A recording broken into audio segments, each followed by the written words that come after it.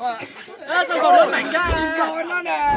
Ôi tao còn mạnh cho ôi lên ta. Con tí con bò sao con nhà tí và nó đuổi nó. Dưới vàng vợ đó là. Lấy nhà hai ly cha hai con của chú con thôi. cái này con đầu cái này con đây đi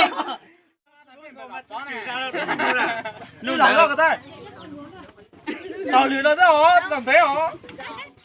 Dạ. Tao lên thế hả? Chú nó nắp không ấy. chưa tới mà đằng chứ Chú nắp không rồi. cái gì đó cái này hai hồi giờ hỏi việc gì kia này cái này hai mày xong rồi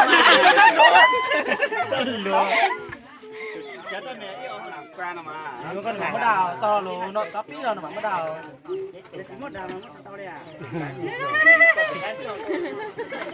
tao là thằng nào Mới có 7 cái à? ba cái một cái một cái nó không lên được một cái nó không lên mà ba cái Ôi, Khổng ơi. Tụi nó thông bớt rùa lên đó, tụi nó là.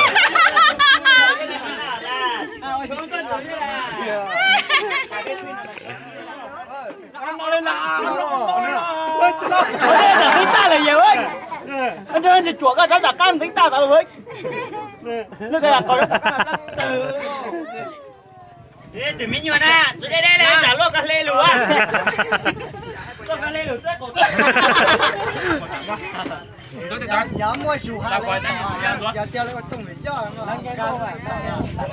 Lên sức ta nó. Giờ ôn nó xuống mà. Chắc con nó to thầm bây giờ là này á. Nó to mày chữa à nó. Cái của nó bao đi.